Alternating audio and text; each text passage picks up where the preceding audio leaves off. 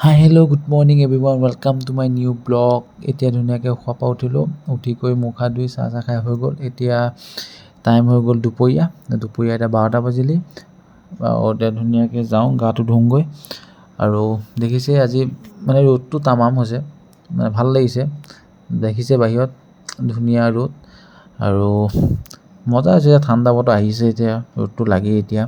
আৰু মুখখনৰ অৱস্থা দেখিছেতো, দাড়ি চাৰি ভৰি মানে অৱস্থা নাই। তাকে টিউমাৰটো আনিছোঁ, টিউমাৰটো চাৰ্জত লগাইছোঁ বিন্দাছ। এতিয়া চাৰ্জ হৈ গ'ল, এতিয়া যাওঁ ধুনীয়াকৈ গাটো ধুই আহিছোঁ। আপোনালোকক লগ পাই আছোঁ গাটো ধুই, ঠিক আছে।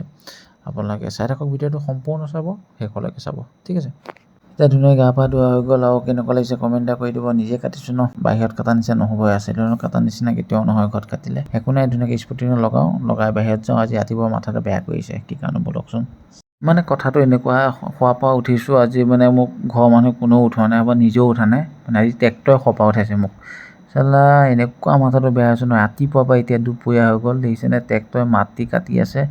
চালা মানে ৰ'দ দিবলৈহে পায় আৰু, মানে আহিছে আৰু কাটিবলৈ।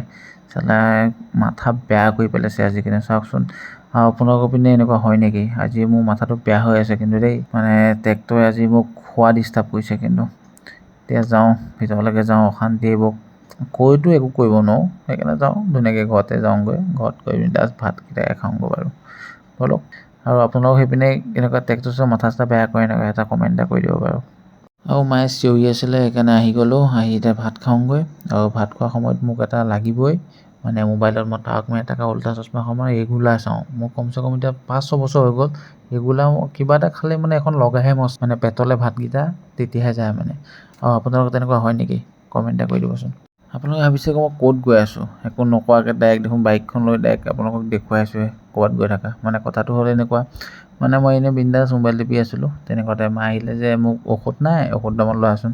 আকৌ আমাৰ এনেকুৱা পৰিস্থিতি, আমাৰ ওচৰত তেনেকুৱা মানে মায়ে চুগাৰ ঔষধ তেনেকুৱা নাপায় ইয়াত, সেইকাৰণে যাব লাগিব নগাঁও। সেইকাৰণে ধুনীয়াকৈ ওলাই দিলোঁ, এতিয়া পাই যামগৈ নগাঁও, আহি আছোঁ। আৰু ধুনীয়াকৈ আপোনালোকে চাই থাকক বলক।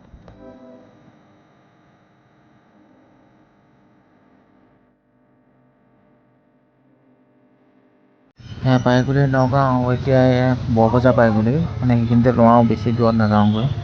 আৰু চাওকচোন ৰাতি কিবা এটা ভাল লাগে দেই, কিন্তু ওলাই আহি কিন্তু কিবা মনটো ফ্ৰেছ লাগে। আৰু আপোনালোকৰ কেনেকুৱা লাগে বাৰু বেয়াত আহি পেলাই। এতিয়া ধুনীয়াকৈ এতিয়া ঔষধৰ দোকান পাই গ'লোহি, ধুনীয়াকৈ এতিয়া ঔষধ লওঁ। ঔষধটো লৈ ডাইৰেক্ট যাওঁগৈ আৰু, বেলেগ ক'তো নাযাওঁ। ঔষধটো লৈ আৰু বিন্দাছ ঘৰত বলক। ঔষধ লোৱা হৈ গ'ল, এতিয়া ঔষধটো ল'লোঁ, এতিয়া যাওঁ ঘৰত বলক।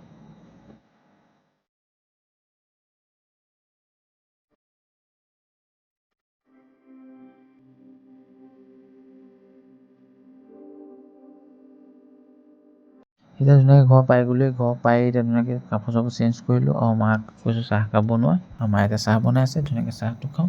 আৰু ব্লগটো আজি এইখিনিতে সমাপ্ত কৰিছোঁ। যদি ব্লগটো চাই ভাল লাগিছে আপোনালোকৰ, ধুনীয়াকৈ চাই লাইক কৰি দিব। আৰু যদি নতুন হয় তেতিয়া ছাবস্ক্ৰাইব কৰিবলৈ নাপাহৰিব কিন্তু। আৰু এটা নতুন ভিডিঅ'ত আপোনাক লগ পাম, ঠিক আছে। Thank U.